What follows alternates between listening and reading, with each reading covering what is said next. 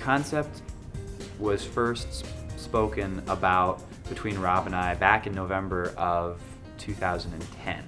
And we began, we basically shook hands and agreed to develop it together around January, February of this year, 2011.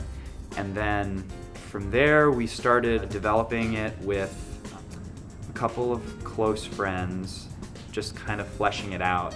And then we moved into pre-production after our press release.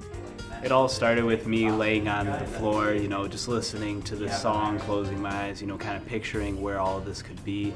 A few months of just myself kind of planning it out and figuring out what I wanted to do before I even brought anyone on board. The Grand Rapids LipDub was created largely in part of a Newsweek article that was actually made by Main Street. Basically, they listed Grand Rapids in the top 10 dying cities of the nation.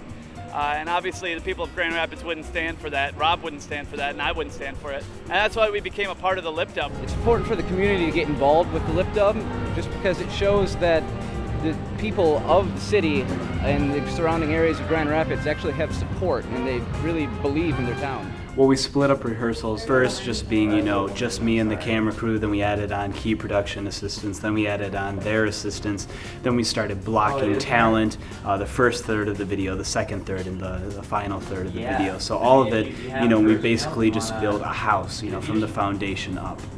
After the press release, we began pre-production, and I brought on my line producer, Josh Rubino, who did a phenomenal job. And we basically put together the crew, we broke down the script and organized the route. Well, the way we designed the LipDub was we had a set amount of actors that were going to be the main talent and the events that were going to be the main events. But within those events, we had various opportunities for people to come and volunteer to be part of the huge pillow fight or the crowd in the beginning. We had over 3,000 volunteers that came and showed up for the LipDub that were basically like, here's a pillow, go fight this person, or just cheer as loud as you can, or hold the sparkler and let's light it up. Prior to recording the Grand Rapids LipDub, we did 6 rehearsals, which was a great thing to do from a logistical standpoint. Starting at the beginning, we had just the camera crew and Rob's direction to get us through the piece and start to realize his vision, work through any bugs and technical challenges, figure out how the camera car could be modified to work really, really well to put this one long continuous shot together. Some main challenges that were obviously always key with any production is obviously, are the timings going to be right? We had a couple issues with the gator. When we first started talking about how are we going to get these shots in one continuous motion, we pretty much decided that somebody was going to have to get onto a vehicle and off a vehicle to move through the city fast enough. So we took a John Deere Gator and modified that with some rigging on the back so it had a step and I could hop on the Gator and off the Gator at certain points. And in order for me to be mobile with the camera, we used the GlideCam 4000 with the harness.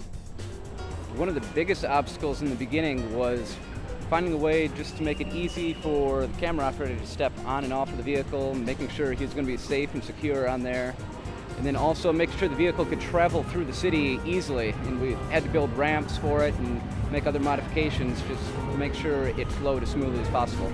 The other technical challenge, of course, was getting onto the helicopter at the end of the video. So all the modified pieces on the Gator, I could hop off with the GlideCam on, run over to the helicopter, hop on that, and get the final shot for the Grand Rapids LipDub.